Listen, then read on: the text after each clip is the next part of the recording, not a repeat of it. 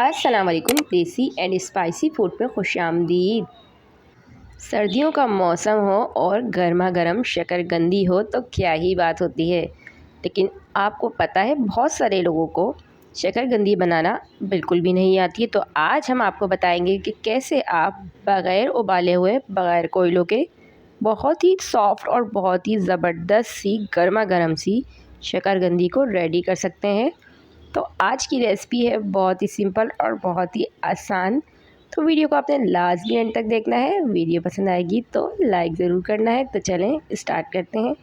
सबसे पहले मेरे पास ये 3 शकरकंदियाँ थी, जो एक बहुत ज़्यादा मोटी थी, एक नॉर्मल और एक बहुत ही छोटी सी। तो हम तीनों को एक साथ ही आज बनाएंगे। तो सबसे पहले मैंने इसको एक बर्तन में रखकर अच्छे से मैं इसको वॉश करूँगी, क्योंकि आपको पता है शकरकंदी के अंदर बहुत ज़्यादा मिट्टी होती है। तो हम उसको डायरेक्ट नहीं बनाएंगे, क्योंकि बाद में क्या होता है कि वो मिट्टी जो है वो फिर वो खाने में किरकिरी किरकिरी सी लगती है। तो इसको आपने अच्छे से खुले पानी से पहले इसको वॉश कर लेना है, ताकि इसकी जो भी मिट्टी है वो अच्छे से साफ़ हो जाए। और सारे के सारे पानी को हम निकाल देंगे और दोबारा हम इसके अंदर पानी डाल के चेक करेंगे कि हमारी शकरकंदी में अब और मज़ीद मिट्टी है तो नहीं। तो आप ये देख सकते हैं कि कितनी साफ़ सुथरी हो गई हैं। तो बाद में जब हम इसको पकाएंगे तो ये फिर खाने में मज़े की लगती है और फिर मिट्टी से इसका जायका ख़राब नहीं होता। तो बस हमने इसको 2 पानी से अच्छे से इसको वॉश कर लिया था। तो आप देख सकते हैं कैसी ज़बरदस्त सी ये साफ़ सुथरी सी हो चुकी थी।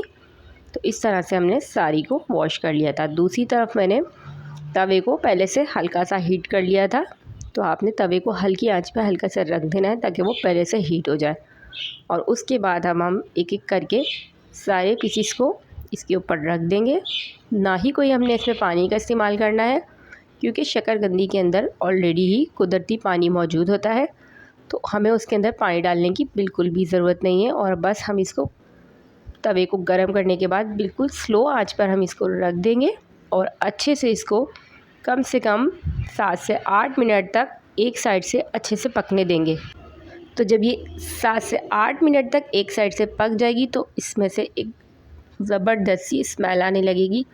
तो आप देख सकते हैं कि ये एक तरफ से कितनी ज़बरदस्त सी पक गई है और इसी खुशबू बता रही है कि कितनी ज़बरदस्त एक तरफ से सॉफ्ट हो चुकी है। तो अब इसी तरीके से हम इसी साइड को कर देंगे चेंज। और आप देख सकते हैं विदाउट पानी के हमारी ये शकरकंदी कितनी ज़बरदस्त हो गई थी। तो अब दूसरी साइड से भी हम इसको इसी तरीके से पकाएंगे और अच्छे से सॉफ्ट करके इसको हम ढक कर रखेंगे, ताकि ये अच्छे से सॉफ्ट हो जाए। और 8 से 10 मिनट के लिए हम दूसरी साइड से भी पकाएंगे, क्योंकि जो हमारी एक शकरकंदी है वो काफ़ी मोटी है, तो उसको पकने में थोड़ा सा टाइम लगेगा और बाकी जो है वो पक जाएंगी। तो ये देखें दूसरी साइड से भी मैंने इसको पका लिया था और इसका छिलका भी उतरने लगा था। इसका मतलब ये है कि ये बहुत अच्छे से सॉफ्ट हो चुकी है और ये गल भी चुकी है।